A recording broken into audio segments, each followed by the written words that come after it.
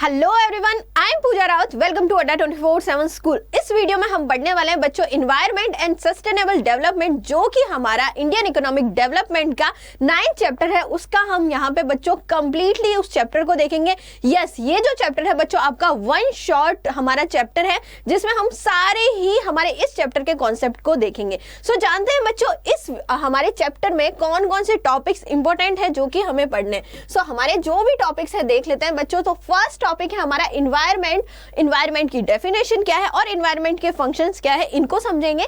Second हमारा topic है बच्चों इन्वायरमेंटल क्राइसिस क्या है, या फिर ह्यूमन डेवलपमेंट के साथ साथ इन्वायरमेंट पे क्या इंपैक्ट पड़ा है, ये देखेंगे। थर्ड देखेंगे बच्चों कि इंडियन इन्वायरमेंट का क्या स्टेटस है, ये देखेंगे। देन फोर्थ है बच्चों हमारा इंडियन इन्वायरमेंट है, इसमें कौन कौन से चैलेंजेस जो इंडियन इन्वायरमेंट फेस कर रहा है, ये देखेंगे। नेक्स्ट देखेंगे हम सस्टेनेबल डेवलपमेंट के बारे में, एंड देन उसके बाद में हम देखेंगे कि अगर हमें सस्टेनेबल डेवलपमेंट करना है सो हमारी स्ट्रेटजीज क्या होनी चाहिए। सो स्टार्ट करेंगे सबसे पहले हम इन्वायरमेंट के बारे में। पर स्टार्ट करने से पहले मैं आपको बता दूं बच्चों, इस वीडियो में या इस चैप्टर में हम जो ये पढ़ रहे हैं इसमें हम यहाँ पे डीपली नहीं जाएंगे। ऑलरेडी हमने बच्चों वीडियोस बना रखी है, इन्हीं पे बच्चों कॉन्सेप्चुअल डीपली वीडियोस बना रखी है। आप बच्चों प्लेलिस्ट में जाके वो वीडियोस देख सकते हो। प्लेलिस्ट का लिंक आपको वीडियो के डिस्क्रिप्शन में मिल जाएगा, या अगर इसी चैनल पे बच्चों जब आप जाओगे सो प्लेलिस्ट में आपको इंडियन इकोनॉमिक डेवलपमेंट में इसी चैप्टर की पूरे वीडियोस मिल जाएंगे जिसमें हमने डीपली पढ़ा है। सो बच्चों स्टार्ट करेंगे। सबसे पहले जानते हैं कि इन्वायरमेंट क्या है। इन्वायरमेंट बच्चों हमारे आसपास का जो इन्वायरमेंट है, जो लिविंग एलिमेंट्स है, जो नॉन लिविंग एलिमेंट्स है, जो हमारे सराउंडिंग एरिया में, वो सब क्या है बच्चों हमारे लिए क्या है, इन्वायरमेंट है। अगर हम बात करें अर्थ क्या है, इन्वायरमेंट। हमारे आसपास जो फ्लावर्स होते हैं बच्चों इन्वायरमेंट है। सॉइल है, इन्वायरमेंट है। जो विंड होती है वो इन्वायरमेंट है। तो चारों तरफ जो भी हमारे आसपास living and non living elements हैं जिनसे कि हमारा रिलेशन होता है बच्चों, वो सब क्या है हमारे लिए इन्वायरमेंट है। सो इन्वायरमेंट क्या है, environment total planetary inheritance and the totality of all resources. ये क्या कह रहा है बच्चों, इन्वायरमेंट क्या है, टोटल प्लानिटरी इनहेरिटेंस, यानी कि जितने भी हमारे आसपास, जितने हमारे प्लैनेट्स पे बच्चों जितनी भी चीजें हैं वो हमारा क्या है बच्चों, इन्वायरमेंट है। या फिर हम कह सकते हैं कि हमारे जितने भी रिसोर्सेज हैं, चाहे वो वाटर रिसोर्सेज हो, चाहे वो फॉरेस्ट रिसोर्सेज हो, या फिर जो मिनरल्स हैं वो भी रिसोर्सेज हैं। सो मैम वो सब क्या है हमारे लिए इन्वायरमेंट है, जो कि हमारे सराउंडिंग एरिया में। तो हमारा जो प्लैनेट है बच्चों अर्थ है, उस पे जितनी भी चीजें हैं हमारे लिए क्या है बच्चों, इन्वायरमेंट है। नेक्स्ट हम देखेंगे बच्चों अ study of environment that calls for a study of the interrelationship between these biotic and abiotic components of the environment। अब बच्चों environment बनता कैसे, environment दो एलिमेंट से बनता है। पहला है बच्चों बायोटिक, सेकंड है अबायोटिक एलिमेंट्स। बायोटिक एलिमेंट्स क्या होते हैं, ऑल लिविंग्स जो एलिमेंट्स होते हैं बच्चों बायोटिक एलिमेंट्स होते हैं। जैसे कि हम क्या ले रहे हैं, हम सांस ले रहे हैं, हम लिविंग एलिमेंट्स है। एनिमल्स हैं वो क्या ले रहे हैं, सांस ले रहे हैं, वो भी लिविंग एलिमेंट्स है। फिशेस हैं वो क्या है बच्चों, लिविंग एलिमेंट्स है। अबायोटिक का मतलब क्या होता है बच्चों, अबायोटिक जो हमें फील होते हैं, जो कि बच्चों लिविंग एलिमेंट्स नहीं होते पर हमें फील होते हैं, जैसे टेम्परेचर हो गया, जैसे सॉइल हो गया, जैसे विंड हो गया, ये सब क्या है बच्चों अबायोटिक एलिमेंट्स है। अब अगर हम इन्वायरमेंट की बात करें तो इन्वायरमेंट क्या है, इन्वायरमेंट बच्चों स्टडी है, किसकी स्टडी है, जो हमारे बायोटिक और अबायोटिक एलिमेंट्स है इनके बीच का जो इंटर रिलेशनशिप है, इसी की स्टडी है। देखो हम जो लिविंग जो एलिमेंट्स होते हैं वो जो नॉन लिविंग एलिमेंट्स है, यानी जो बायोटिक जो एलिमेंट्स होते हैं वो अबायोटिक के साथ हमेशा बच्चों रिलेशनशिप में रहते हैं। जैसे सपोज दैट कोई फार्मर है, वो क्या कर रहा है, एग्रीकल्चर कर रहा है, कल्टीवेशन कर रहा है। सो बच्चों कल्टीवेशन के लिए वो किसका यूज करेगा, अर्थ का यूज करेगा, सॉइल का यूज करेगा। सो मैम यहाँ पे लिविंग एलिमेंट्स हमें कुछ भी लिविंग एलिमेंट्स बनाना है, जैसे कि हमें फॉरेस्ट या फिर हमें क्रॉप बनानी, क्रॉप क्या है, लिविंग एलिमेंट्स है। और यूज किसका कर रहे हैं हम, यहाँ पे अबायोटिक सोर्स का यूज कर रहे हैं, अबायोटिक एलिमेंट्स का यूज कर रहे हैं जो कि सॉइल है। सो बच्चों इनका क्या होता है, हमेशा इंटर रिलेशन होता रहता है। सो अब जान लेते हैं बच्चों लिविंग एलिमेंट्स बायोटिक एलिमेंट्स जो है वो क्या है, biotic elements all living elements, the birds, animal, plants, forest and fisheries etcetera, जितने भी लिविंग एलिमेंट्स है बच्चों क्या हो जाएंगे हमारे लिए बायोटिक में आएंगे। ठीक है, जैसे ये मशरूम हो गया, ये भी लिविंग है। जैसे ये क्या है बच्चों, ये एनिमल है, ये क्या है मैम, हमारा बायोटिक एलिमेंट्स है। नॉन बायोटिक एलिमेंट्स की बात करें या अबायोटिक एलिमेंट्स की बात करें, so ma'am abiotic include air, water, land, rocks, sunlight etcetera, और टेम्परेचर किस में आ गया बच्चों, हमारा यहाँ पे अबायोटिक एलिमेंट्स में आ गया। ये जो देख रहे हो ना आपको सन, ये जो है सन है, सनलाइट है, ये विंड है, ये रेन है, वाटर है, सॉइल है, अर्थ है, ये बच्चों किस में आएगा, अबायोटिक। और इन दोनों का रिलेशन स्टडी करना है क्या, इन दोनों का इंटर रिलेशनशिप ही क्या है बच्चों, इसको स्टडी करना ही है हमारे लिए इन्वायरमेंट। अब बच्चों जान लेते हैं, हमने इन्वायरमेंट की डेफिनेशन देखी, अब देख लेते हैं बच्चों इन्वायरमेंट के फंक्शंस कौन कौन से। सो बच्चों 4 मेजर फंक्शन है इन्वायरमेंट के, एक एक करके जान लेते हैं। So environment perform 4 vital function. First is it supply resources. Environment क्या करता है बच्चों, जो रिसोर्सेज हैं उनकी सप्लाई करता है। जैसे कि हमें रॉ मटेरियल चाहिए किसी भी चीज़ का, जैसे हमें कुछ भी चाहिए बच्चों, जैसे हमें खाना चाहिए, कहाँ से मिलेगा, इन्वायरमेंट से मिलेगा। ठीक है, हमें वीट चाहिए, हमें राइस चाहिए, कहाँ से मिलेगा, इन्वायरमेंट से मिलेगा। सो मैम हमें क्या करता है, ये सप्लाई करता है किसी भी तरह का जो रिसोर्सेज है, चाहे वो रिन्यूएबल रिसोर्सेज है या नॉन रिन्यूएबल रिसोर्सेज है, वो कौन देता है, हमें इन्वायरमेंट देता है। जैसे अगर हमें पेट्रोल की नीड है तो कहाँ से मिलेगी, इन्वायरमेंट से मिलेगी। ठीक है, अगर हमें वुड की जरूरत है, जो हमें फायर वुड की जरूरत है, कहाँ से मिलेगा, हमें इन्वायरमेंट से मिलेगा। रिन्यूएबल सोर्सेज क्या होते हैं बच्चों, जिनको क्या कर सकता है एक ह्यूमन बीइंग रिन्यू कर सकता है, और non renewable source energy source जो होते हैं वो क्या होते हैं बच्चों, यहाँ पे जो ह्यूमन बीइंग उनको प्रोड्यूस नहीं कर सकता, वो non renewable source of energy, जैसे कोल हो गया, वो नॉन रिन्यूएबल रिसोर्स में आ जाता है।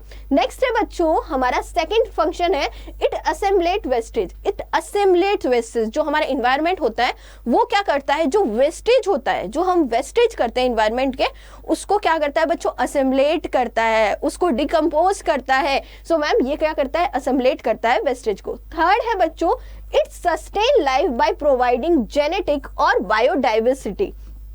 अब बच्चों ये क्या करता है बच्चों, सस्टेन करता है लाइफ को, चाहे वो एनिमल्स की लाइफ हो, चाहे जो भी लिविंग एलिमेंट्स है बच्चों, उनकी लाइफ को सस्टेन कैसे करता है, कैसे करेगा, जेनेटिक और जो बायोडाइवर्सिटी है बच्चों ये प्रोवाइड करके करेगा। जेनेटिक मतलब आगे आती रहती है, पीढ़ियां आती रहती है, जिससे कि उनका अस्तित्व बना रहे। नेक्स्ट है बच्चों बायोडाइवर्सिटी। बायोडाइवर्सिटी यानी एरिया के हिसाब से बच्चों वहाँ के जो एनिमल्स हैं या फिर वहाँ के लोग हैं उसके अनुसार ढल जाते हैं। सो मैम बायोडाइवर्सिटी के अकॉर्डिंग क्या करता है, सस्टेन करता है लाइफ को।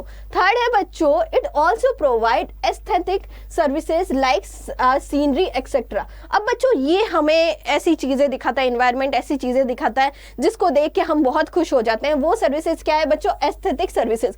आज हम कोई भी बात करें, घूमने फिरने जाते हैं तो हमारे मन में आता है कि चलो शिमला चल लेते हैं, मनाली चल लेते हैं या केरला चल लेते हैं। सो हम क्यों जाते हैं बच्चों, वहाँ की जो सुंदरता है, वहाँ की जो ब्यूटी है, वहाँ का नेचर है, वो देखने के लिए जाते हैं। तो बच्चों वो क्या है, हमारे लिए सीनरी है। सो हमें यहाँ पे बच्चों एस्थेटिक सर्विसेज भी प्रोवाइड करता है कौन, इन्वायरमेंट। सो बच्चों ये इन्वायरमेंट के 4 फंक्शन है जो कि हमें देखने।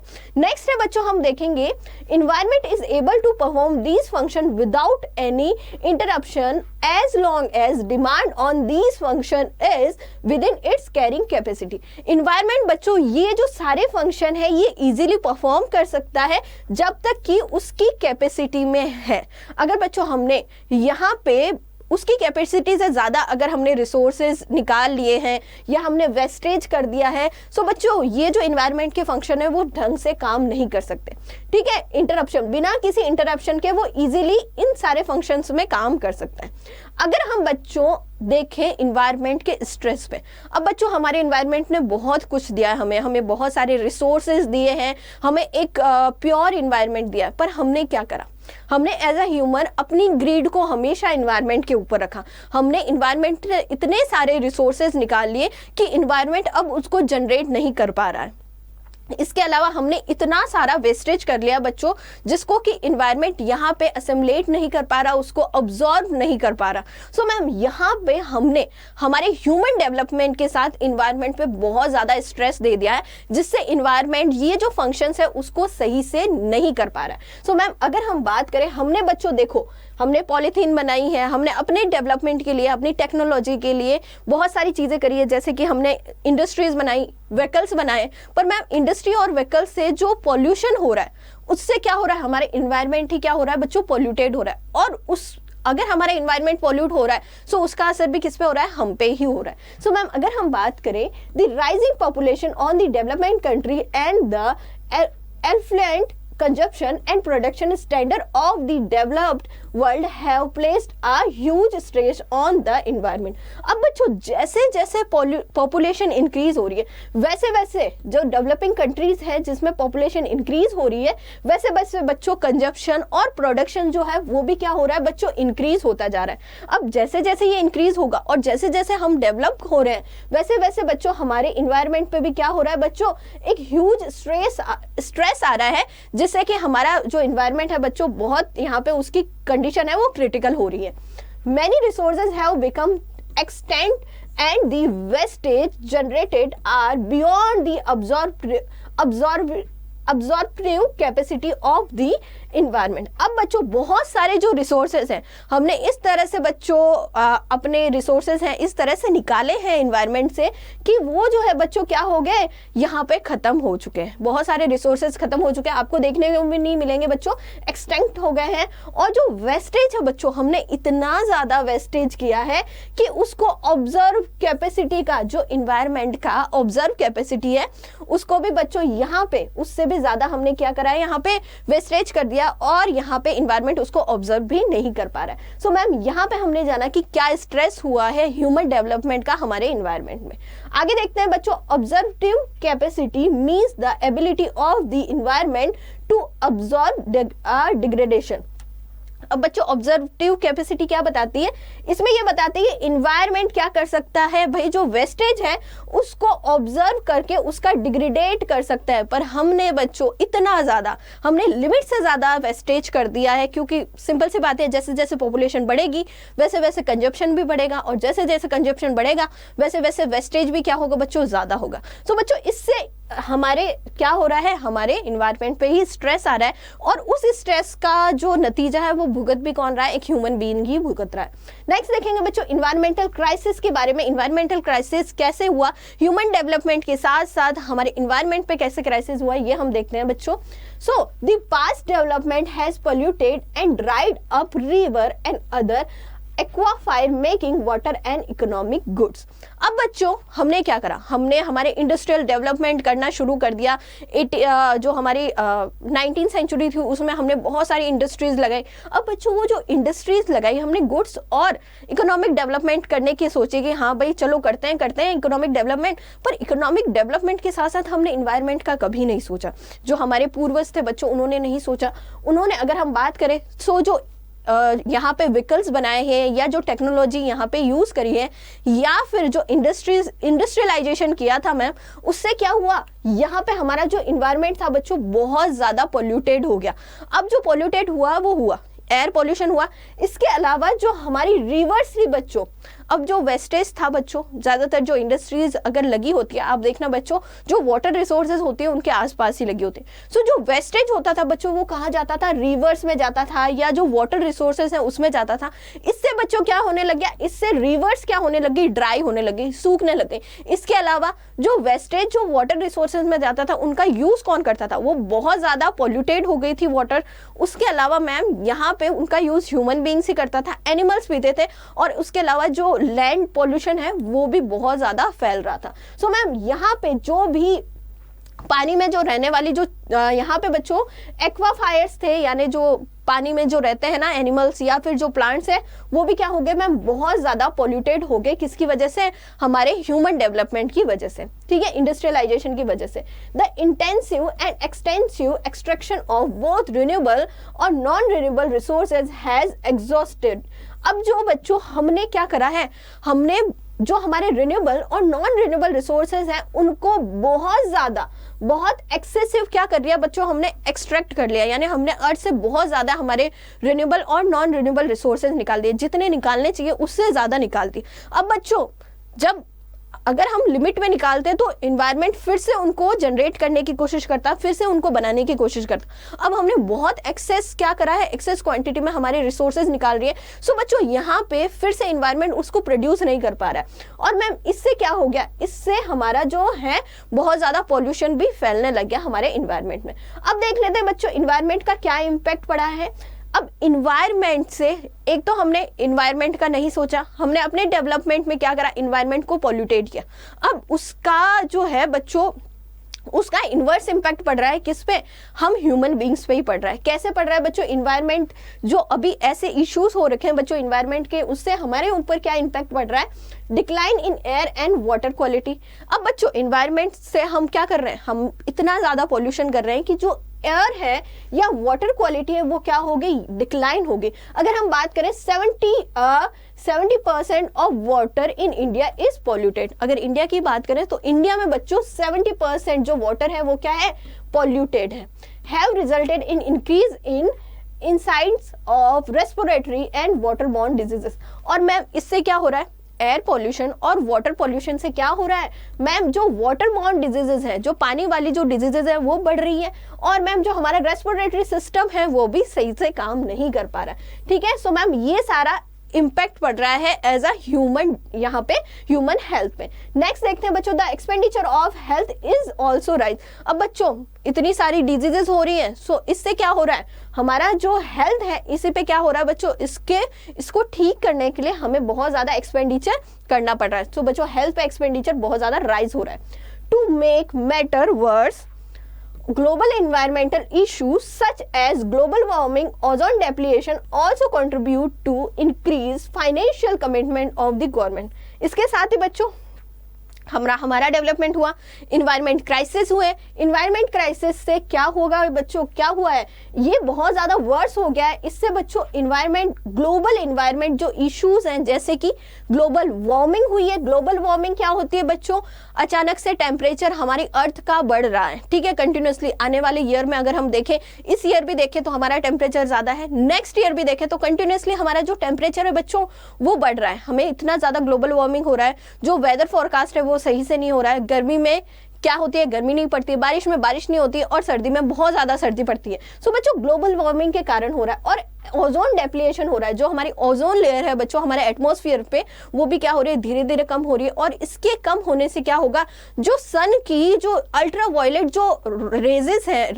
जो रेन्स है बच्चों, वो क्या हो रही है, वो हमारी अर्थ पे आ रही है, और उससे क्या हो रहा है, कैंसर हो रहा है। सो मैम ओजोन डेप्लीशन हो रहा है, और इसकी वजह से गवर्नमेंट पे क्या हो रहा है बच्चों, बहुत ही ज्यादा फाइनेंशियल बर्डन आ रहा है। सो मैम ये जो है हमने इन्वायरमेंट पे क्या करा, हमने इन्वायरमेंट को हार्म किया। इन्वायरमेंट अब हमें क्या दे रहा है, हमें रिटर्न में यही दे रहा है। ठीक है, तो हमारा इन्वायरमेंट से क्या इम्पैक्ट हो रहा है ह्यूमन हेल्थ का, वो हमने देखा।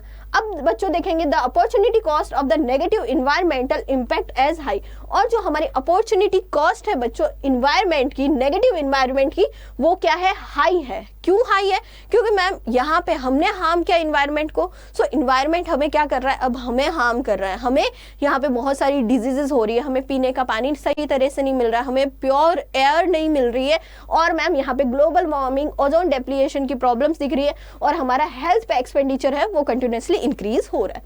नेक्स्ट हम देखेंगे बच्चों ग्लोबल वार्मिंग के बारे में समझ लेते हैं। सो ग्लोबल वार्मिंग क्या है, Global warming is the term used in describe the rising of average temperature of Earth।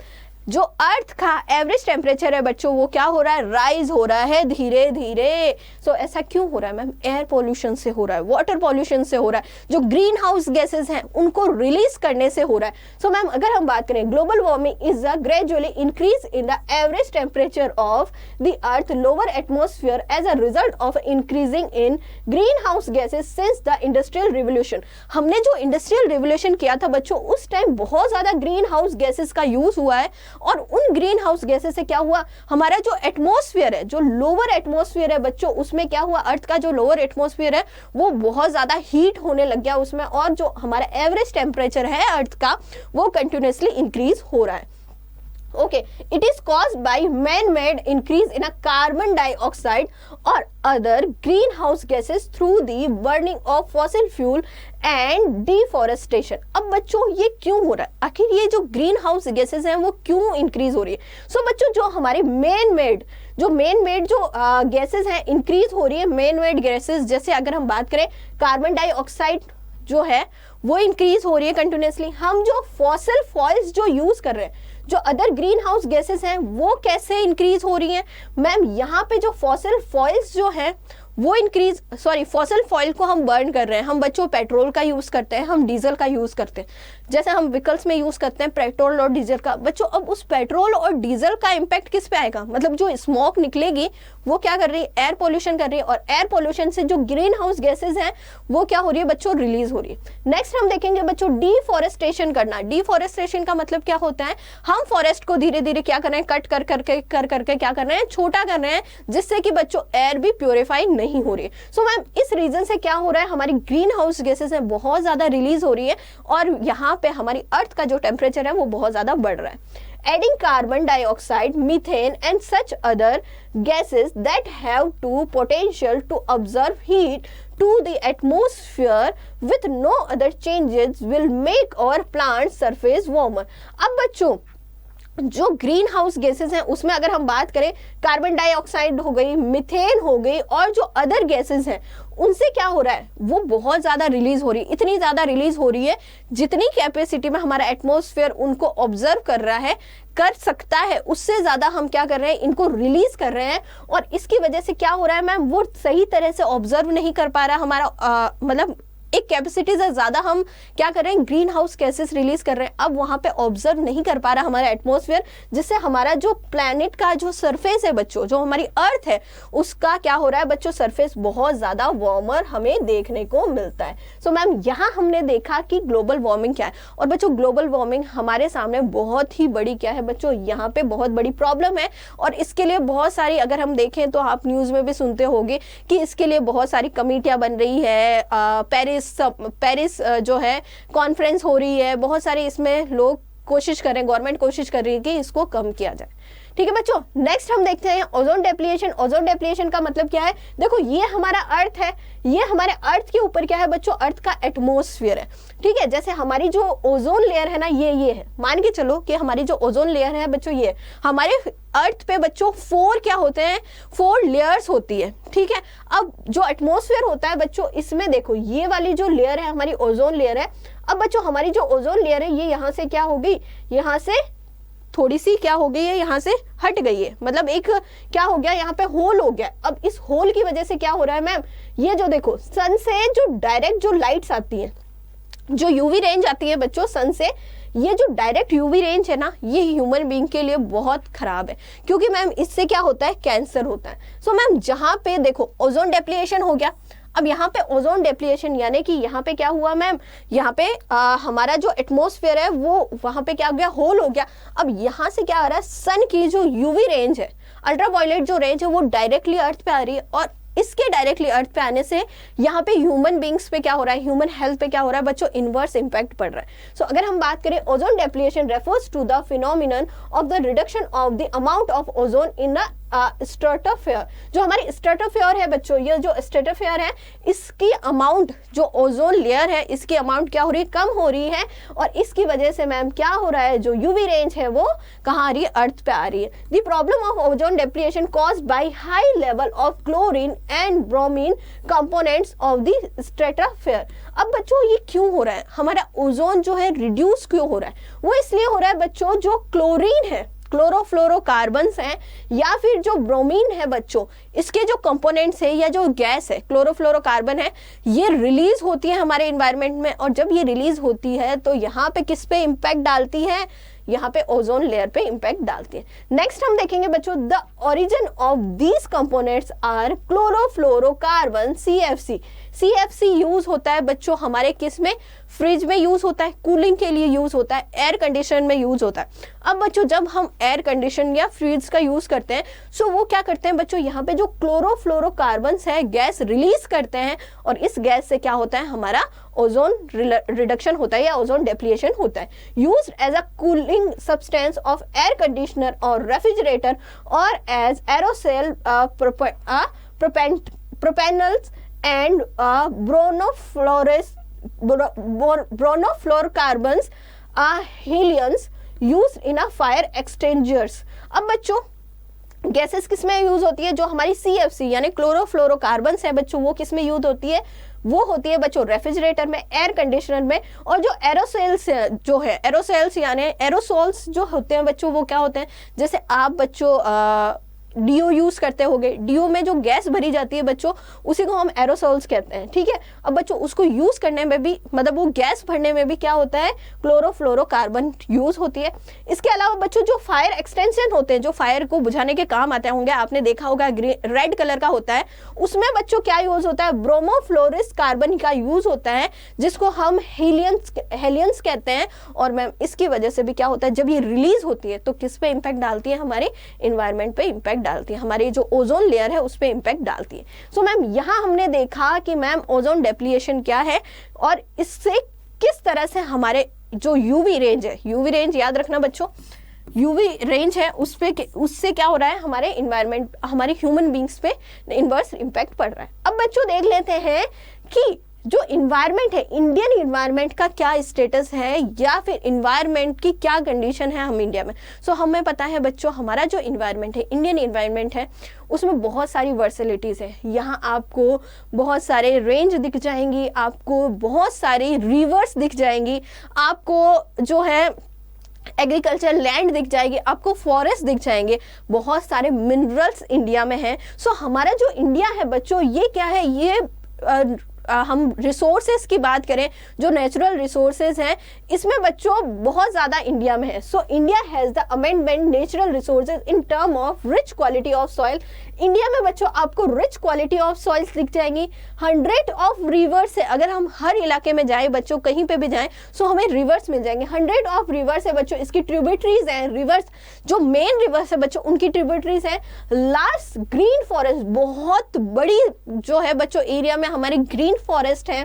Okay, उसके अलावा planetary minerals deposits beneath and land surface. इसके अलावा जो मिनरल्स है, जो नेचुरल मिनरल्स है, जैसे कि कोल हो गया या आयरन हो गया या मैग्नीशियम हो गया या जो हम सिल्वर की बात करें, ये भी क्या है बच्चों, हमें अर्थ पे और अर्थ के नीचे देखने को मिल जाते हैं इंडिया में, ठीक है। Vast stretch on the Indian ocean. और हमारे बच्चों क्या है, हमारे इंडिया में क्या है बच्चों, अगर हम साउथ में चले जाएं तो हमें क्या देखने को मिल जाता है, ओशन भी हमारे पास है, रेंजेस हैं, माउंटेन्स हैं बच्चों, माउंटेन्स की रेंजेस हैं। इसके अलावा जो हमारा जो गंगा, जो हमारा इंडियन गैंगटिक, ये बच्चों हमारा क्या है, गैंगटिक प्लांट्स है, यहाँ पे सबसे ज़्यादा एग्रीकल्चर होता है और सबसे ज़्यादा डेंसिटी वाले एरिया भी क्या है, यही है। इसके अलावा अगर हम देखें मैम, हमारा यहाँ पे हमें यहाँ पे सी एरिया देखने को मिल जाता है, जिससे कि हम क्या कर सकते हैं, हम यहाँ पे फिशरीज अच्छे से प्रोडक्शन कर सकते हैं।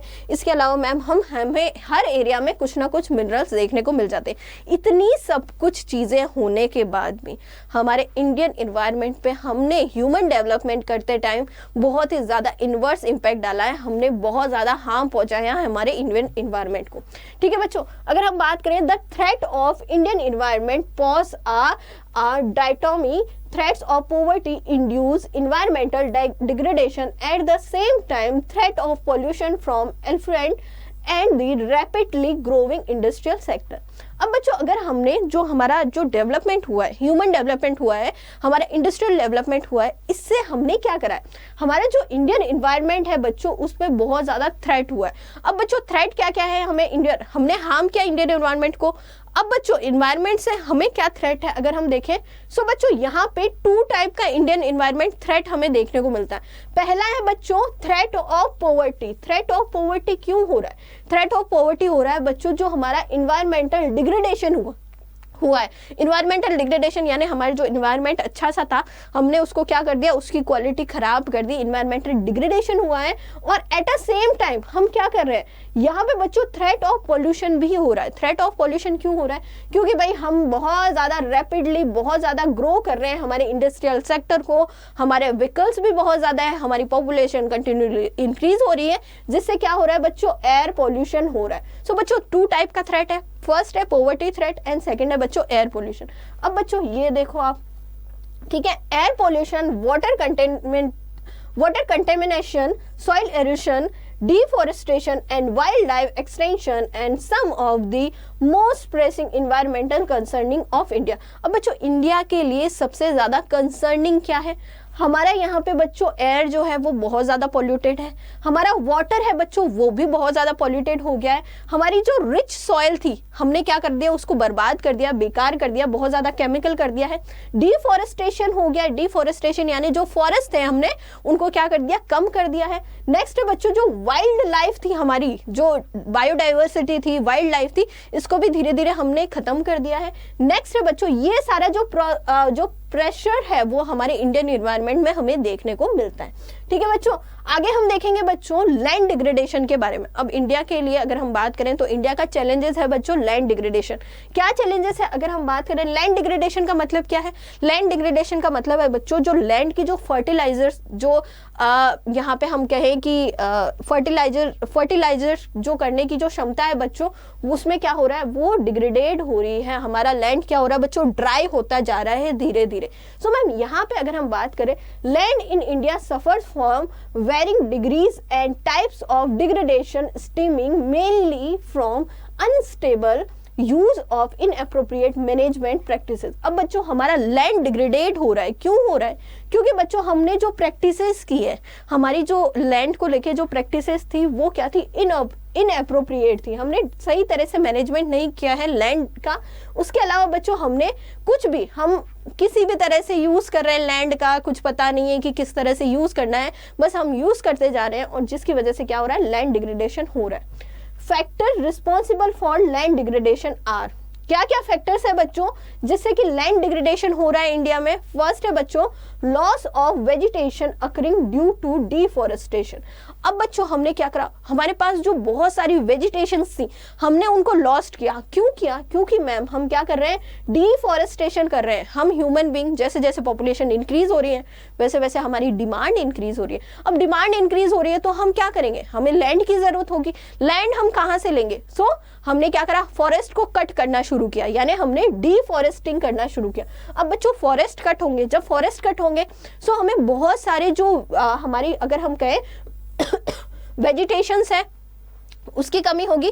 इसके अलावा मैम जो हमारे एनिमल्स हैं जो कहाँ रहते हैं, फॉरेस्ट में रहते हैं, वो भी क्या होंगे, कम होंगे। सो मैम यहाँ पे डिफॉरेस्टेशन करने से हमारा क्या हुआ, लैंड डिग्रेडेट हुआ है। नेक्स्ट हो गया बच्चों unsustainable fuel wood and fodder extraction. अब बच्चों जो हमारे फ्यूल वुड्स है हमने उनका इतना एक्सेस यहाँ पे यूज किया है कि हमने अनसस्टेनेबल यूज किया है, यानी कि हम फ्यूल वुड यूज भी करते हैं, उससे चलो हम हमारी नीड अभी की कंप्लीट कर लेते हैं, पर हमने इतना ज्यादा यूज किया है कि अब हमें फ्यूल वुड्स भी देखने को नहीं मिलता है।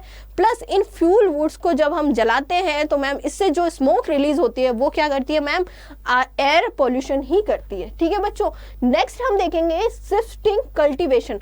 अब बच्चों जो फार्मर है या जो इंडियन पॉपुलेशन है, जो इंडियन पीपल है, वो क्या करते हैं, कल्टीवेशन में लगे हुए हैं। अब बच्चों थोड़े टाइम इधर कल्टीवेट कर दिया, थोड़े टाइम उधर कल्टीवेशन कर दिया, थोड़े टाइम इधर कल्टीवेशन कर दिया, यानी वो अपने कल्टीवेशन को क्या करते रहते हैं, शिफ्ट करते रहते हैं। अब शिफ्ट करेंगे सो मैम डिफॉरेस्टेशन तो हो गई। नेक्स्ट है बच्चों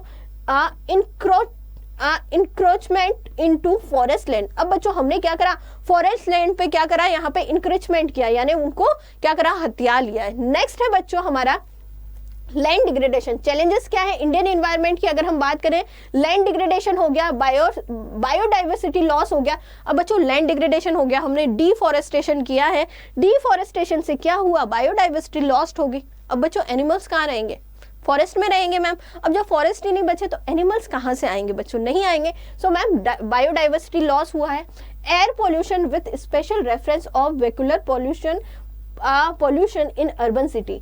एयर पोल्यूशन में अगर हम बात करें तो दो मेजर हैं बच्चों जिस रीजन की वजह से एयर पोल्यूशन इंडिया में बहुत ज्यादा हो रहा है। फर्स्ट है बच्चों अगर हम बात करें सो मैम वेहिकुलर जो पोल्यूशन है अर्बन सिटीज में वो सबसे ज्यादा है।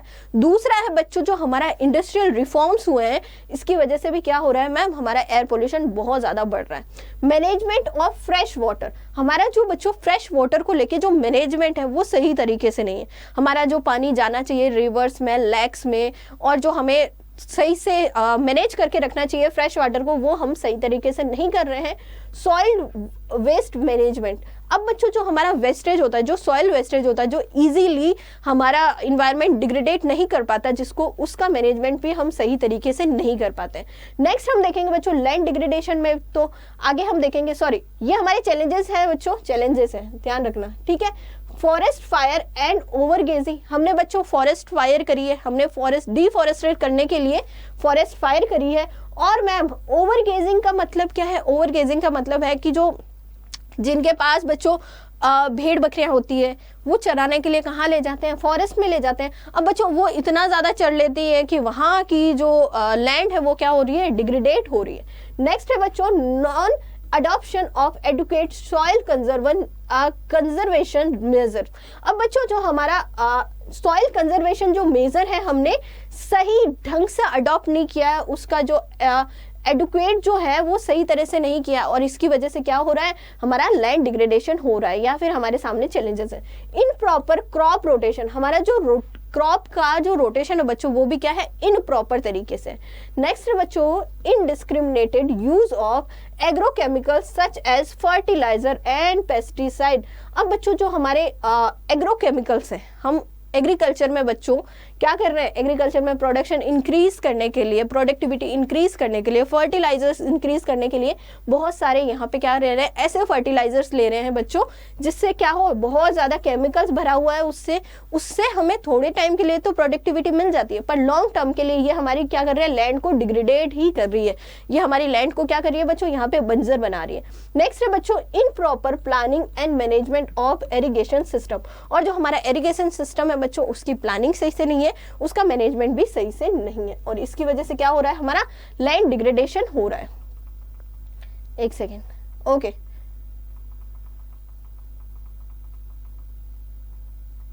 ओके बच्चों, ये जो चैलेंजेस है वो अलग आ जाएंगे और हमारा लैंड डिग्रेडेशन ही होगा ये, ठीक है। ये लैंड डिग्रेडेशन के आगे के ही है। नेक्स्ट है बच्चों हमारा, अगर हम बात करें extraction of ground water in the competing use of land for forestry, agriculture, pasture, human settlement and industrial exert of immense pressure on the country's finite land resources. अब बच्चों जो हमारे फाइनाइट लैंड रिसोर्सेज थी, या हमारे पास जो resources थे बच्चों इंडियन एनवायरनमेंट के, वो बच्चों क्या हो गए? हमने बहुत ज़्यादा क्या करा? एक्सट्रैक्शन कर दिया बच्चों, क्या? ग्राउंड वाटर का। ग्राउंड वाटर हमने बहुत ज़्यादा निकाल लिया, क्योंकि सिंपल सी बात है, हमने क्या कहा? सबसे बड़ा फैक्टर यहाँ पे क्या है बच्चों? पॉपुलेशन। पॉपुलेशन जैसे जैसे इंक्रीज होगी, उनकी नीड्स कहाँ से पूरी होगी? इन्वायरमेंट से ही पूरी होगी। सो हमने बहुत ज़्यादा जो ग्राउंड वाटर है उसको एक्सट्रैक्ट कर लिया है। अब बच्चों यहाँ पे जो लैंड है उसको हम यूज कर रहे हैं किसके लिए? एग्रीकल्चर के लिए, पॉस्चर के लिए, ह्यूमन सेटलमेंट के लिए। उसकी वजह से क्या हो रहा है? लैंड पे भी बच्चों बहुत ज्यादा प्रेशर हो रहा है, और इस प्रेशर से हमारे इन्वायरमेंट पे क्या हो रहा है? हार्म ही हो रहा है। नेक्स्ट है बच्चों ओपन एक्सेस रिसोर्सेज। जो हमारे ओपन एक्सेस रिसोर्सेज है उनका मैनेजमेंट भी हम सही तरह से नहीं कर रहे हैं। Poverty of the agriculture dependent people. अब जो एग्रीकल्चर डिपेंडेंट पीपल है बच्चों, उनकी पॉवर्टी भी इंक्रीज होती जा रही है। क्यों इंक्रीज होती जा रही है? क्योंकि लैंड डिग्रेडेट हो रहा है, और जो फर्टिलाइजर्स हैं वो इतने ज्यादा केमिकल से भरे हुए हैं कि उससे हमारा जो लैंड है वो क्या हो रही है? बंजर हो रही है, डिग्रेडेट हो रही है, और उसकी वजह से क्या हो रही है? पॉवर्टी, जो एग्रीकल्चर पे डिपेंड है जो पॉपुलेशन, उनकी जो पॉवर्टी है वो कंटिन्यूसली इंक्रीज होती जा रही है। नेक्स्ट है बच्चों इंडियन एनवायरनमेंट के सामने कौन कौन से चैलेंजेस है। सो अगर हम बात करें, the per capita forest land in the country is only 0.06 Hector against the requirement of 0.47 Hector to meet basic need, resulting in excess falling in about 15 million cubic meter forest over the permissible limit।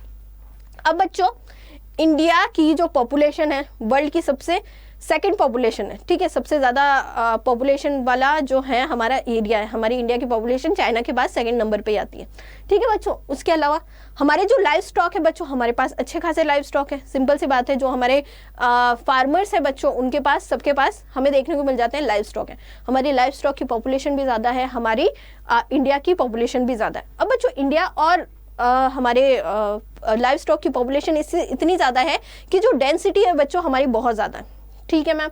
अब बच्चों हमारा land area कम है और density बहुत ज़्यादा है, ठीक है। अब बच्चों उसका प्रेशर किस पे आ रहा है, हमारे इन्वायरमेंट पे आ रहा है। कैसे आ रहा है, हमने क्या करा बच्चों, हमने अपनी नीड्स को ऊपर रखने के लिए हमने क्या करा, हमने फॉरेस्ट को कट करना शुरू कर दिया। अगर हम पर कैपिटा फॉरेस्ट देखें बच्चों, यानी पर पर्सन के अकॉर्डिंग अगर हम फॉरेस्ट देखें बच्चों, सो इंडिया में कितने 0.06 ही हमें फॉरेस्ट देखने को मिल जाएंगे, ठीक है। अगर हम देखें Hector against the requirement of 0.47, पर जो एक्चुअल में रिक्वायरमेंट है, पर कैपिटा रिक्वायरमेंट कितनी होनी चाहिए बच्चों, 0.47 हेक्टर्स होनी चाहिए, पर हमारी है कितनी 0.06 हेक्टर ही है, ठीक है। टू मीट बेसिक नीड्स, अगर हमें बेसिक नीड्स को कंप्लीट करना है ना, तो हमारी इतनी रिक्वायरमेंट, इतना फॉरेस्ट होना चाहिए, पर कैपिटा फॉरेस्ट, पर पर्सन के पास इतना हेक्टर क्या होना चाहिए, फॉरेस्ट होना चाहिए।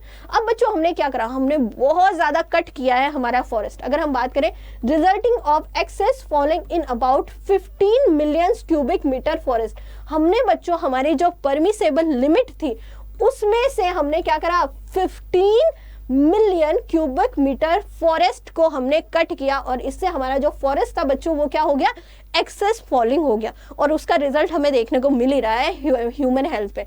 नेक्स्ट है बच्चों, soil is being eroded at a rate of 5.3 million ton a year for the entire excess of the recharge capacity.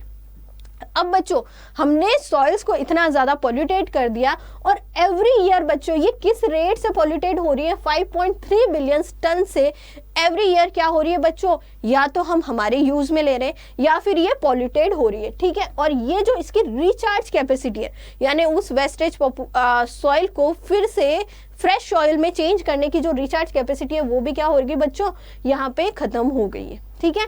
Next है बच्चों, अगर हम बात करें high density of population and livestock of a country, as a result which the country lost 0.8 million ton nitrogen, 1.8 million ton of phosphorus and 26.3 million ton of potassium every year। अब बच्चों हमारी population बहुत ज़्यादा है, हमारा live stock बहुत ज़्यादा है, हमारी बहुत ज़्यादा डेंसिटी है बच्चों पॉपुलेशन और लाइव स्टॉक की, जिसका रिजल्ट हमें क्या देखने को मिलता है, यहाँ पे बच्चों हमारी कंट्री में नाइट्रोजन है वो कितना रिलीज होता है एवरी ईयर, 0.8 मिलियन टन से नाइट्रोजन रिलीज हो रहा है, ठीक है। फास्फोरस कितना रिलीज कर रहे हैं हम लोग, 1.8 मिलियन टन जितना फास्फोरस रिलीज कर रहे हैं।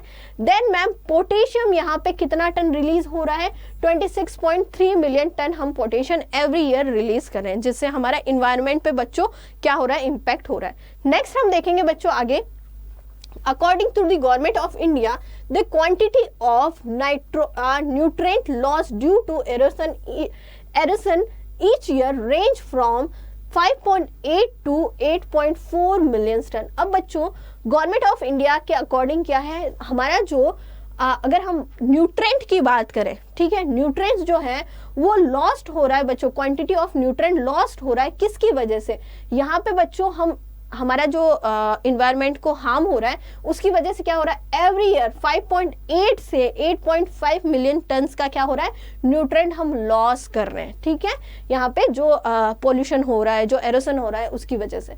नेक्स्ट हम देखेंगे बच्चों, air pollution is a wide spread of a urban area where vehicles are the major contribute a high concentrated of industries and thermal power plants।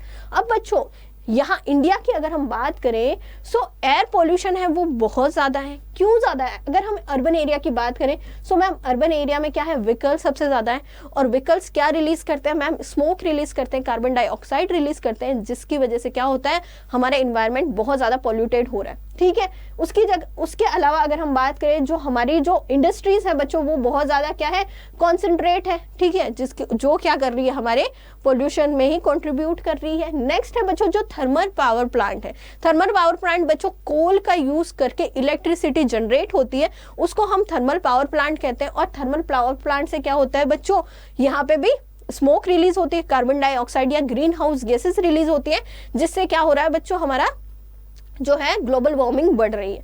Number of motor vehicles has increase from about 3 lakh to in 1951 to 30 crore in 2019। अगर हम बात करें 1951 में जो vehicles थे बच्चों, जो motor vehicles थे, तो जो हमारे मोटर व्हीकल्स थे बच्चों, ये 1951 में कितने थे, 3 लाख थे, वहीं 2019 में बच्चों कितने हुए, 30 करोड़ हो गए हैं। ठीक है, अब बच्चों ये व्हीकल्स है, इसमें टू व्हीलर और जो 4 व्हीलर व्हीकल्स हैं वो तो बहुत ज़्यादा है। ठीक है, सो मैम ये जो है जिस कैपेसिटी से हमारे व्हीकल्स बढ़ रहे हैं, स्मोक भी बढ़ रहा है, ग्रीन हाउस गैसेस भी रिलीज हो रही है, क्योंकि हम लोग यूज़ क्या कर रहे हैं, फॉसिल ऑयल यूज़ कर रहे हैं, फॉसिल ऑयल यूज़ कर रहे हैं, जिसमें हम अगर बात करें तो पेट्रोल और डीजल का यूज़ करते हैं। ठीक है, अब बच्चों इनसे क्या होता है, रिलीज होता है मैम स्मोक, और स्मोक हमारे क्या करता है, एयर को पोल्यूटेट करता है।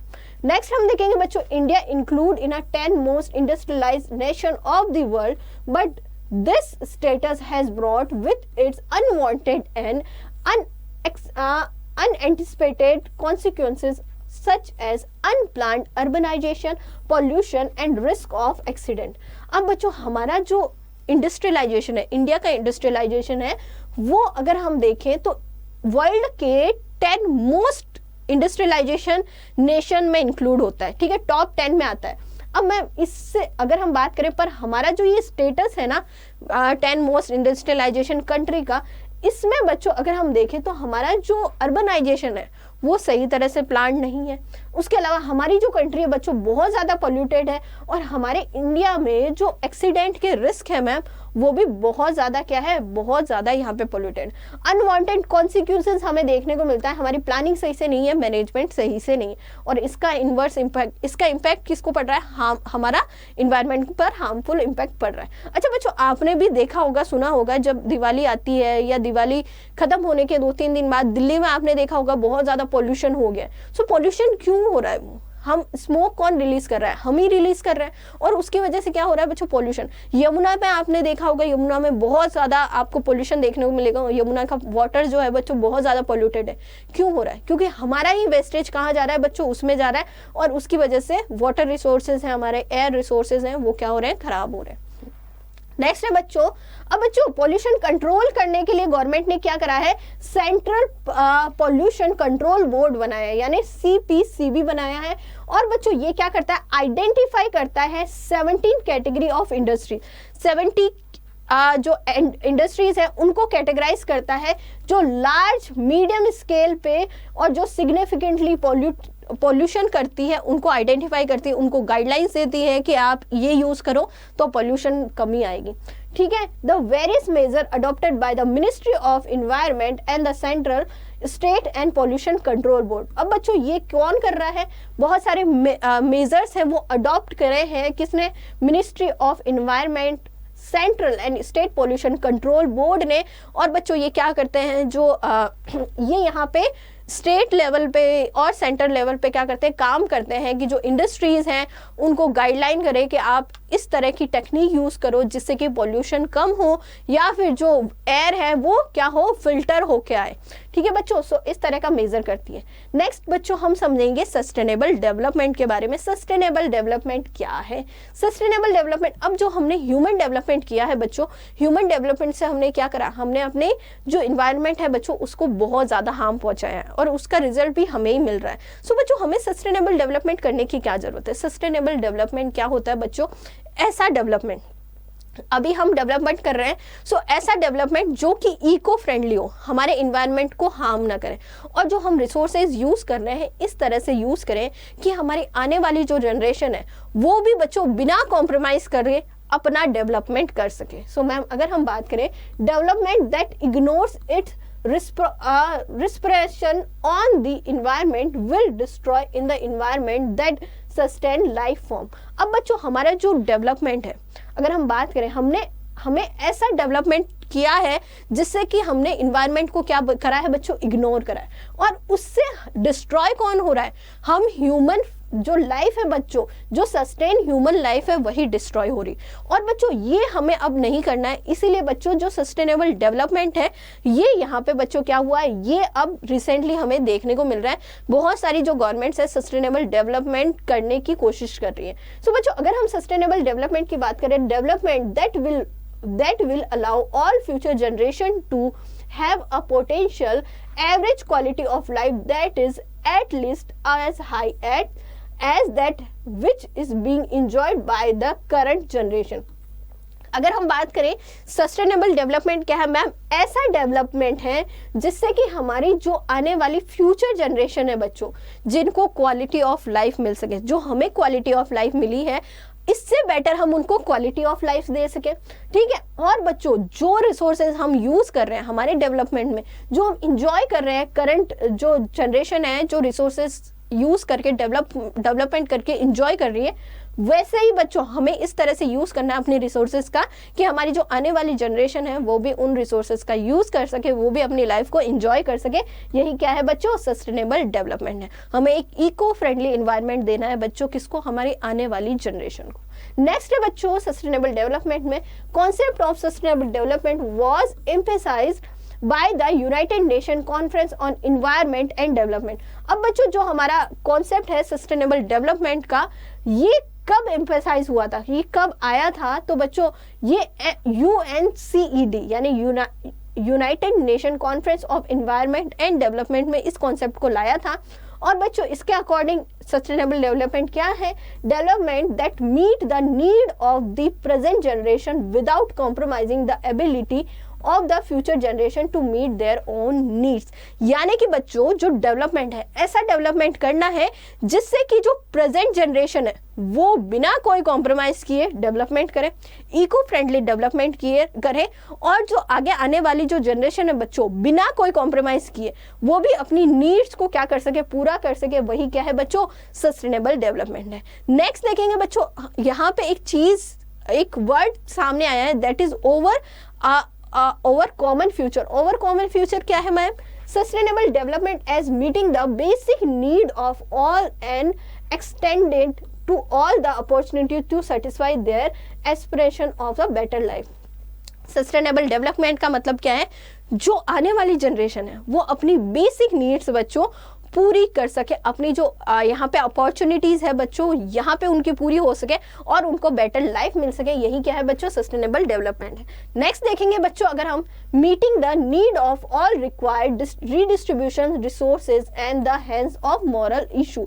और बच्चों जो इनकी जितने भी रिसोर्सेज को लेके रिक्वायरमेंट है वो पूरी हो सके। हम जो रिसोर्सेज यूज कर रहे हैं उनको ऐसा यूज नहीं करना है कि हम ही खत्म कर दें, नहीं, उनका फिर से रीडिस्ट्रीब्यूट करें, हमारी आने वाली जो हमारी जो फ्यूचर है बच्चों उसको हम दे सकें और उनका जो मोरल इशू है वो भी कंप्लीट हो सके। ठीक है बच्चों, सो ये हमारा क्या था, सस्टेनेबल डेवलपमेंट। अब हम इंडियन एनवायरनमेंट में बच्चों सस्टेनेबल डेवलपमेंट को देखें, सो हमारा sustainable development as one which the directly concerned with the increase in the यहाँ हमारा environment नहीं होगा, sustainable development ही होगा बच्चों।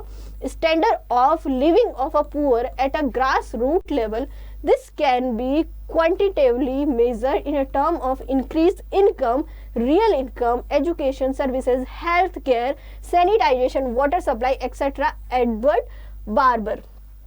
अब बच्चों जो एडवर्ड बार्बर थे उन्होंने क्या कहा, सस्टेनेबल डेवलपमेंट क्या है बच्चों, सस्टेनेबल डेवलपमेंट है कि जो डायरेक्टली कंसर्न है, किससे कंसर्न है, यहाँ पे जो मटेरियल स्टैंडर्ड ऑफ लिविंग है उनको इंक्रीज करने में। ठीक है, कौन कौन से स्टैंडर्ड जो है, जो पुअर का जो ग्रास रूट लेवल है बच्चों उनको इंक्रीज करने में, उनका जो मटेरियल स्टैंडर्ड है बच्चों उसको इंक्रीज करने में क्या हो, उसमें लगा रहे। अब बच्चों जो पुअर का ग्रास रूट लेवल है वो क्या क्या है, अगर हम बात करें सो मैम यहाँ पे क्वांटिटी मेजर, ठीक है, उनकी जो इनकम है, रियल इनकम है वो इंक्रीज हो, उनकी जो एजुकेशनल सर्विसेज है मैम वो इंक्रीज हो, हेल्थ केयर है वो इंक्रीज हो, सैनिटाइजेशन है उनका वो इंक्रीज, और जो वाटर सप्लाई है वो इंक्रीज हो, और ऐसी जो उनकी बेसिक नीड्स है वो कंप्लीट होना ही क्या है, सस्टेनेबल डेवलपमेंट है। अब बच्चों आगे देखेंगे सस्टेनेबल डेवलपमेंट में the present generation can promote development that enhance the natural and build environment in a way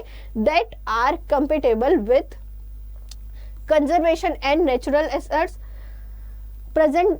preservation of the regenerative capacity of world natural ecological system, avoiding the imposition of adding cost or risk on the future generation। अब बच्चों sustainable development यानी ऐसा development, ऐसे development को promote करना है जिससे कि जो हमारे नेचुरल रिसोर्सेज हैं वो इन्हेंस हो सके और हमारा जो इन्वायरमेंट है वो इस तरह से बिल्ड हो जिससे कि हमें क्या मिल सके, हमें एक बहुत अच्छा इन्वायरमेंट मिल सके। सो मैम यहाँ पे मतलब कैपेबल किस तरह से होगा हमारा इन्वायरमेंट कैसे बिल्ड करना है। सो मैम यहाँ पे हम क्या करेंगे, जो हमारी नेचुरल रिसोर्सेज, हमारी जो नेचुरल एसेट्स हैं उनको हम कंजर्वेशन करें, यानी उनको सही तरीके से रखें, उनका सही यूज़ करें और हमारी आगे आने वाला जो फ्यूचर है उनका भी वो यूज़ कर सके। ओके उसके अलावा बच्चों जो हमारा वर्ल्ड की जो इकोलॉजी सिस्टम है उनको हम प्रिजर्व करें, रखें, उनका प्रिजर्वेशन करें और बच्चों उनमें हम इम्प्रूवमेंट करें, उनकी जो रिग्रेडेटिव कैपेसिटी है उसमें हम इम्प्रूवमेंट करें, तभी ये पॉसिबल हो पाएगा। हमारे जो इकोलॉजी सिस्टम होता है, जो हमारा इन्वायरमेंट सिस्टम होता है, उसको हम सही से रखें। नेक्स्ट है बच्चों जो हमारा, अगर हम बात करें जो कॉस्ट और risk on the future generation है, जो हमारे फ्यूचर जनरेशन पे बच्चों जो हमारे इन्वायरमेंट की जो कॉस्ट है या जो रिस्क जो हमने करा है उसको क्या करें, हम यहाँ पे कम करने की कोशिश करें, उसको अवॉइड करने की कोशिश करें कि कैसे ये कम हो सकेगा, तभी हम क्या कर सकते हैं मैम, हमारा सस्टेनेबल डेवलपमेंट कर सकते हैं। अब बच्चों देख लेते हैं सस्टेनेबल डेवलपमेंट में यहाँ पे हार्मन डेले ने क्या कहा था। बहुत सारी डेफिनेशन है बच्चों सस्टेनेबल डेवलपमेंट की। सो यहाँ पे बच्चों सस्टेनेबल डेवलपमेंट मतलब क्या है, जो human population, limiting the human population in level with the carrying capacity of the environment. Environment की जितनी कैरिंग कैपेसिटी है, हमारा ह्यूमन जो पॉपुलेशन है बच्चों, हमें एक लेवल तक क्या करना है, लिमिट करना है, तभी क्या कर सकते हैं हम ह्यूमन डेवलपमेंट कर सकते हैं। नेक्स्ट है बच्चों टेक्नोलॉजिकल प्रोग्रेस है बच्चों, input efficient and not input consuming. हमारे जो टेक्नोलॉजिकल जो प्रोग्रेस है बच्चों, वो जो है उसमें जो इनपुट होना चाहिए वो इफिशिएंट होना चाहिए।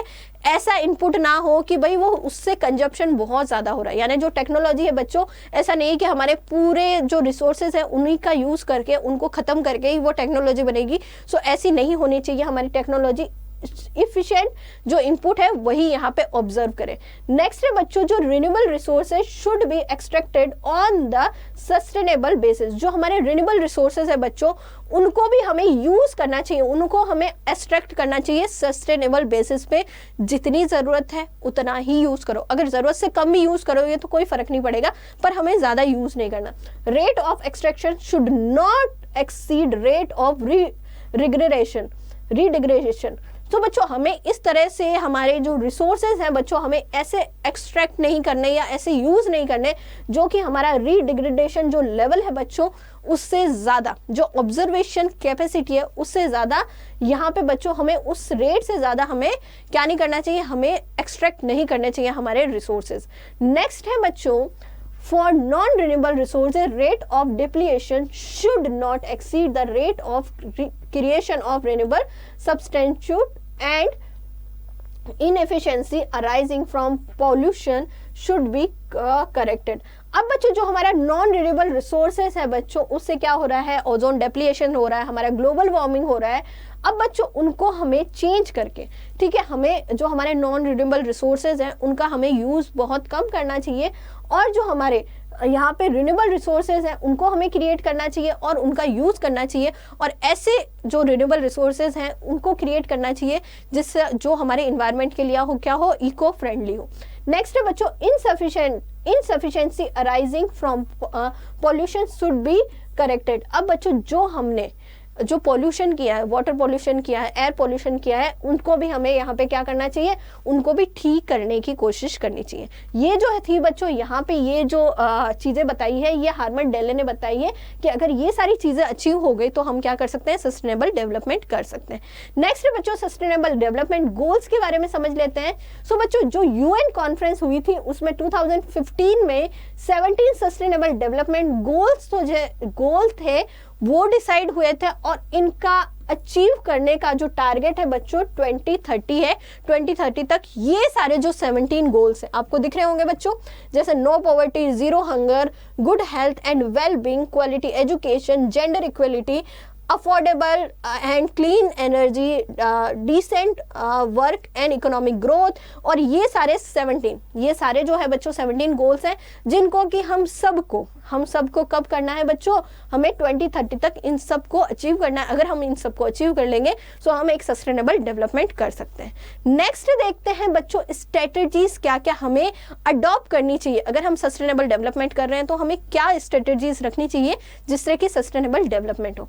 सो फर्स्ट है बच्चों use non conventional source of energy. अगर हम बात करें बच्चों तो हमारी सोर्स ऑफ एनर्जी, अगर आपने इंफ्रास्ट्रक्चर पढ़ा होगा बच्चों, उसमें हमने एनर्जी की बात करी है। नॉन कन्वीनियल सोर्स ऑफ एनर्जी का यूज करना चाहिए, क्योंकि बच्चों हम थर्मल पावर का यूज करते हैं, हम मैम यहाँ पे wind power, hydro electric project का यूज करते हैं, जिससे क्या होता है, जिससे कि बहुत ज्यादा हमारा जो इन्वायरमेंट है वो पोल्यूटेड हो जाता है। जैसे अगर हम थर्मल पावर का यूज देखते हैं मैम, थर्मल पावर से क्या होता है, थर्मल पावर से बच्चों लार्ज क्वांटिटी में कार्बन डाइऑक्साइड रिलीज होती है जो कि एक ग्रीन हाउस गैस है, और मैम इससे बहुत ज्यादा पॉल्यूशन होता है, एयर पॉल्यूशन होता है। थर्मल पावर क्या होता है बच्चों, thermal power plant electricity generate करने के प्लांट्स हैं, जिससे क्या होता है, जैसे इलेक्ट्रिसिटी तो जनरेट होती है पर किससे होती है, कोल से होती है। कोल को हीट करके बच्चों इलेक्ट्रिसिटी जनरेट होता है। सो मैम कोल यहाँ पे हीट होगा तो क्या होगा, कार्बन डाइऑक्साइड रिलीज होगी, और कार्बन डाइऑक्साइड रिलीज होगी तो एयर पोल्यूशन होगा। और उसके साथ ही मैम जो कोल की जो डस्ट है वो कहाँ आती है, वो मैम हर जगह, मतलब वो उड़ के हर जगह हमारे लैंड पे कवर करती है, हमारे वाटर रिसोर्सेज में जाती है, जिससे हमारा वो भी क्या होता है बच्चों, उनमें भी क्या होता है, पॉल्यूशन होता है। नेक्स्ट है बच्चों हाइड्रो इलेक्ट्रिक प्रोजेक्ट जो होते हैं inundate forest and interfere with the natural flow of water to catchment area and the river basin। अब बच्चों हाइड्रो इलेक्ट्रिक जो प्रोडक्ट्स होते हैं, जो हम हाइड्रो इलेक्ट्रिक प्रोजेक्ट बात करते हैं, जो पानी से इलेक्ट्रिसिटी जनरेट होती है, उससे क्या होता है बच्चों, जो रिवर्स है, रिवर्स का जो पानी है वो एक जगह इकट्ठा होता है, जिससे कि रिवर आगे नहीं बढ़ पाती, और जिससे क्या होता है बच्चों, जिससे कि हमारी जो रिवर होती है वो ड्राई होती है, या फिर फॉरेस्ट में या जो कैचमेंट एरिया उसमें पानी भर जाता है। ठीक है, so ma'am hydro electric project से भी ये चीजें होती है। अब बच्चों ये जो है ये हमारे non conventional source of energy है, तो हमें ऐसे सोर्स ऑफ एनर्जी का यूज करना चाहिए जो कि हमारे एनवायरनमेंट के लिए क्या हो, इको फ्रेंडली हो। तो हमें क्या यूज करना चाहिए, हमें विंड पावर और सोलर रे जो है हमारे गुड एग्जांपल है बच्चों conventional non conventional source of energy के। हमें सन जो है बच्चों हमें सोलर प्लांट्स यूज करने चाहिए इलेक्ट्रिसिटी के लिए, या फिर जो विंड पावर है वो यूज करनी चाहिए। ये बिल्कुल क्या है बच्चों, इको फ्रेंडली है। नेक्स्ट है बच्चों, हमें अगर हम रूरल एरिया में रह रहे हैं तो हमें एलपीजी या गोबर गैस का यूज करना चाहिए, क्योंकि बच्चों जनरली अगर हम बात करें तो जो रूरल एरिया में जो हाउस होल्ड है वो अपनी कुकिंग के लिए या एनर्जी रिक्वायरमेंट कहाँ से पूरी करते हैं, वो या तो ड्राई डंक्स जलाते हैं, या फिर अगर हम बात करें फायरवुड्स जलाते हैं, या एग्रीकल्चर वेस्टेज है वो जलाते हैं और कुकिंग करते हैं, जो एनर्जी की रिक्वायरमेंट है वो पूरी करते हैं। अब बच्चों जो ये यूज करते हैं, जो बायोफ्यूल वो यूज करते हैं, उससे क्या होता है, बहुत ज्यादा कार्बन डाइऑक्साइड निकलता है, और जिससे क्या होता है, एयर पोल्यूशन होता है। सो यहाँ पे अगर हम बात करें लिक्विड पेट्रोलियम गैस के यूज से क्या होता है, it is a clean fuel, it reduce household pollution at a large extent, also energy wastage is minimized। इसमें बच्चों एनर्जी का वेस्टेज जो होता है वो मिनिमाइज होता है, और इससे क्या होता है मैम, जो हाउस होल्ड पोल्यूशन है बच्चों वो भी क्या होता है, बहुत ही ज्यादा मिनिमाइज होता है, और ये क्या है, एक क्लीन गैस है जिससे हमारा इन्वायरमेंट इको फ्रेंडली रहता है। नेक्स्ट है बच्चों गोबर गैस। गोबर गैस से क्या होता है, जो गोबर होती है बच्चों, गोबर हमारे डंग्स होते हैं, उससे क्या होता है, इलेक्ट्रिसिटी जनरेट करके यहाँ पे एज अ फ्यूल उसको यूज होता है, और यहाँ पे बच्चों उसका यूज होता है gas to produce which is use to fuel which slurry which is left over the very good organic fertiliser and soil conditioners. ठीक है बच्चों, अब गोबर गैस का यूज करते हैं यहाँ पे, जो कि बच्चों क्या है, पूरी तरह से हमारा इको फ्रेंडली, ये हमारा गोबर गैस का प्लांट है। ठीक है, नेक्स्ट हम देखते हैं बच्चों, अगर हम बात करें सो यहाँ पे अगर हम बात करें तो सीएनजी यूज करनी चाहिए हमें अर्बन एरिया में। सो सीएनजी के अगर हम बात करें अर्बन एरिया में भी बच्चों पोल्यूशन बहुत ज़्यादा है, व्हीकल्स बहुत ज़्यादा है। सो व्हीकल्स में क्या करते हैं हम, यूज एज अ फ्यूल के लिए हम पेट्रोल और डीजल का यूज करते हैं। उस व्हीकल देखो हमें डेवलपमेंट भी करना है, सो हमें इको फ्रेंडली डेवलपमेंट करना है, सो हम यहाँ पे पेट्रोल और डीजल की जगह किसका यूज़ करेंगे, सीएनजी का यूज़ करना है। तो दिल्ली में तो हमें देखने को मिल जाएगा बच्चों, जो अगर हम बात करें कंप्रेस नेचुरल गैस है सीएनजी, वो पब्लिक ट्रांसपोर्टेशन सिस्टम में हमें दिल्ली में देखने को मिल रहा है। और दिल्ली में जो एयर पोल्यूशन है इसकी वजह से धीरे धीरे क्या हो रहा है बच्चों, कम हो रहा है, ठीक है, वो एयर जो हो रही है वो क्लीन हो रही है, और स्टेट पे बच्चों धीरे धीरे इसको अडॉप्ट कर रहे हैं। नेक्स्ट हम देखेंगे बच्चों विंड पावर और सोलर एनर्जी हमने ऑलरेडी पढ़ लिया। विंड पावर से क्या होता है बच्चों, विंड का यूज होता है, विंड मिल का यूज होता है, जिससे जब भी जो हवा आती है, एयर आती है, जिससे हमारा जो विंड है वो घूमते हैं, और विंड ये जो है यहाँ पे बच्चों ये जो घूमते हैं इससे इलेक्ट्रिसिटी जनरेट होती है, और इससे हमारे इन्वायरमेंट पे कोई भी इम्पैक्ट नहीं होता है। ये विंड टर्बिनाइटर क्या करते हैं, इलेक्ट्रिसिटी को जनरेट करते हैं, ठीक है। नेक्स्ट देखेंगे बच्चों, अगर हम बात करें so ma'am solar power through photovoltaic sales. अब बच्चों सोलर एनर्जी की बात करें, सो सोलर जो है, जो यहाँ पे बच्चों सोलर एनर्जी कैसे बन रही है, सोलर पावर कैसे बन रही है, यहाँ पे बच्चों आपको सोलर प्लेट्स दिख जाएंगी, इस पे क्या होती है, सनलाइट पड़ती है। अब सनलाइट पड़ती है तो बच्चों इसमें ना एक फोटोवोल्टिक सेल जो है वो यूज होता है, जो क्या करता है, इलेक्ट्रिसिटी को कन्वर्ट करता है, ठीक है। जो एनर्जी होती है सन रेज जो गिरती है बच्चों इन प्लेट्स पे, इनसे फोटोवोल्टिक जो सेल होता है वो इन रेज को कन्वर्ट करता है बच्चों किसमें, इलेक्ट्रिसिटी में। So perform photothermic now with the help of photovoltaic cells solar energy can be converted into electricity. इससे क्या होता है, इलेक्ट्रिसिटी में कन्वर्ट होता है, ये भी इको फ्रेंडली है। इसके अलावा बच्चों मिनी हाइड्रल प्लांट्स है वो यूज कर सकते हैं। जो अगर हम बात करें, अगर माउंटेनरी जो एरियाज होते हैं उसमें बच्चों जो रिवर्स होती है वहां पे मिनी हाइडल प्लांट्स हैं, उनसे क्या कर सकते हैं, एनर्जी यूज कर सकते हैं, इलेक्ट्रिसिटी यूज कर सकते हैं। ये जो स्मॉल टर्बिनाइटर्स होते हैं उनका मूवमेंट होने से बच्चों क्या होता है, यहाँ पे इलेक्ट्रिसिटी प्रोड्यूस होती है। जैसे देखो ये रिवर है, इस रिवर में बच्चों ये देखो क्या लगा दिया, मिनी हाइड्रल प्लांट्स लगा दिया। अब जैसे जैसे ये घूमेगा वैसे वैसे क्या होगी, इलेक्ट्रिसिटी जनरेट होगी, और इससे ज्यादा इलेक्ट्रिसिटी जनरेट नहीं होती है, पर इतनी हो जाती है कि आसपास के जो विलेजेस हैं वहां पे इलेक्ट्रिसिटी इजीली डिस्ट्रीब्यूट हो जाए। इससे क्या होता है बच्चों, जो इलेक्ट्रिसिटी डिस्ट्रीब्यूशन में जो लॉसेस होते थे उसमें भी क्या होगी, कमी होगी। और जो हम पहले अगर इलेक्ट्रिसिटी जनरेट हो रहा है और उसको कहीं और भेजना है तो बहुत ज्यादा डिस्ट्रीब्यूशन लॉसेस होता था, इससे लॉसेस नहीं होगा, और बहुत ही कम कॉस्ट में जो आसपास के एरिया वाले हैं उनको भी क्या मिल जाएगी, इलेक्ट्रिसिटी मिल जाएगी। जो इलेक्ट्रिसिटी रिक्वायरमेंट है बच्चों, ये क्या है बच्चों, such power plants are more or less environment friendly. ये मोर और लेस इन्वायरमेंट फ्रेंडली है, और इससे क्या होगा बच्चों, इससे इलेक्ट्रिसिटी जनरेट होती है जिससे कि जो लोकल की जो डिमांड होती है इलेक्ट्रिसिटी की वो पूरी हो सके, ठीक है। नेक्स्ट है हमारा बच्चों ट्रेडिशनल नॉलेज एंड प्रैक्टिसेस। हमारे जो इंडियंस थे बच्चों, हमारे जो पूर्वज थे बच्चों, उनकी जो ट्रेडिशनल नॉलेज थी वो बिल्कुल इको फ्रेंडली थी। कैसे, अगर हम बात करें सो मैम पहले क्या करते थे लोग, एग्रीकल्चर में किसका यूज करते थे, लाइव स्टॉक का यूज करते थे। इवन ट्रेवलिंग करने के लिए भी किसका यूज करते थे, लाइव स्टॉक का यूज करते थे, जो बिल्कुल क्या था बच्चों, इको फ्रेंडली था। हमारे फॉरेस्ट इतने अच्छे थे, हमारे बहुत सारे जो अगर हम बात करें औषधियाँ मिलती थी हमारे फॉरेस्ट में। तो बच्चों अगर हम बात करें जो हमारी नॉलेज है, जो हमारी ट्रेडिशनल नॉलेज है या प्रैक्टिस है, उनको फिर से हमें अपनी प्रैक्टिस में लाने की जरूरत है, तभी हम इको फ्रेंडली हो सकते हैं। India is very much privileged and have about 15,000 spices of plant which have medicinal properties. अब इंडिया में बच्चों हमें 15,000 और अबाउ हमें स्पाइसेस के प्लांट्स मिल जाएंगे जो यूज आ रहे हैं किसमें, जो हमारे मेडिकल प्रैक्टिशनर्स में यूज हो रहे हैं, और इनका यूज हम हमारे आयुष में, जो हमारे इंडियन हमारे सिस्टम थे उसमें यूज कर सकते हैं, और बच्चों ये इफेक्टिव भी होता है। About 8,000 of there are regular use in various system of treatment including of a folk tradition। अब हमारी जो folk tradition थे या फिर जो ये स्पाइसेस थी बच्चों, 8,000 से ज़्यादा जो रेगुलर यूज में हम इन स्पाइसेस का यूज कर सकते हैं ट्रीटमेंट के लिए, ठीक है। इसके अलावा मैम बायो कंपोजिस्टिंग का यूज कर सकते हैं। जो कंपोस्ट थी,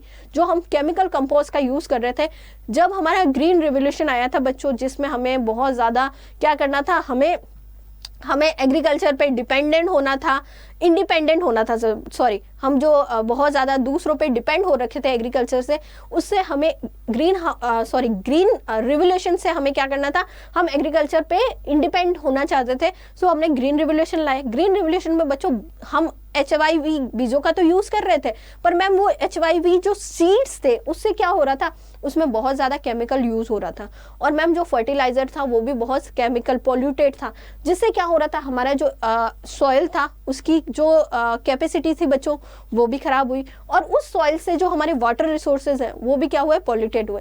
सो मैम उनकी जगह हमें जो कंपोस्ट थे, जो फर्टिलाइजर थे, जो बहुत ज़्यादा केमिकल्स वाले थे, उनकी जगह हमें बायो कंपोजिस्टिंग का यूज़ करना चाहिए। So use of chemical fertilizer result is a large tract on a productive land have been adversely affected water bodies included groundwater system भी क्या हुआ, polluted हुआ इनकी वजह से। Okay, earthworms can convert organic matter into composites faster than the normal composite process। अगर हम normal composite process की बात करें, so हमारा जो earthworm है बच्चों वो क्या करता है, जो हमारे organic जो composites होते हैं, ऑर्गेनिक कंपोजिट आपने सुना होगा बच्चों, एक खड्डा खोदते हैं, जो हमारा जो कंपोज होने वाला है इजीली, ऑर्गेनिक जो कंपोज होता है वो क्या होता है, जैसे कि हमने कुछ भी जो इजीली हमारे जो है सॉइल में डिकम्पोज हो सके, उनसे हम क्या बनाते हैं, एक कंपोस्ट बनाते हैं, ठीक है। उस खड्डे को भर देते हैं, देन वो थोड़े दिनों बाद इजीली क्या बन जाता है, कंपोस्ट बन जाता है। उसका यूज हम किस में कर सकते हैं, हमारे एग्रीकल्चर में कर सकते हैं। Biopest control. अब बच्चों जो पेस्ट कंट्रोल थे वो बहुत ज़्यादा केमिकल वाले थे हमारे, जो हम यूज़ कर रहे थे बहुत ज़्यादा। हम पेस्ट कंट्रोल जो हमारे यहाँ पे पेस्ट जो थे उनको कंट्रोल करने के लिए हम यूज़ करते थे बच्चों, वो बहुत केमिकल वाले थे।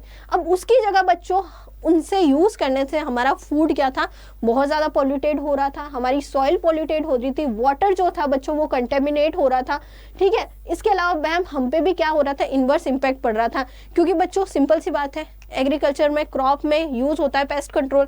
अब पेस्ट कंट्रोल जाएगा किस में, हमारे यहाँ पे क्रॉप में जाएगा, क्रॉप यहाँ पे जो लाइव स्टॉक होते हैं वो भी खाते हैं। सो इसकी वजह से जो मिल्क था, मीट था, जो फिशरीज थी बच्चों, वो भी क्या हो रही थी, कंटेमिनेटेड हो रही थी, वो भी पॉल्यूटेड हो रही थी। अब इनकी जगह हम जो बायो पेस्ट कंट्रोल है यूज़ कर सकते हैं, ठीक है। जैसे कि अगर हम बात करें use of pesticide based on a plant product. अब हमारे जो हम अगर बात करें कि ऐसे पेस्टिसाइड, ऐसे बायो पेस्टिसाइड का यूज़ करें जो कि हमारे प्लांट प्रोडक्ट्स के हों, जैसे कि नीम ट्री का पेस्ट कंट्रोल हम यूज़ कर सकते हैं, ठीक है। Several type of pest control chemical have been isolated from neem from these is being use. अगर हम नीम का पेस्ट कंट्रोल यूज़ करेंगे तो बहुत सारे पेस्ट जो है उससे कंट्रोल हो जाएंगे, ठीक है बच्चों। नेक्स्ट हम देखेंगे awareness of spreading about various animals and bird which help in controlling paste. इसके अलावा मैम हम एज अ पेस्ट कंट्रोल में बर्ड्स का यूज़ कर सकते हैं, बर्ड्स और एनिमल्स का यूज़ कर सकते हैं।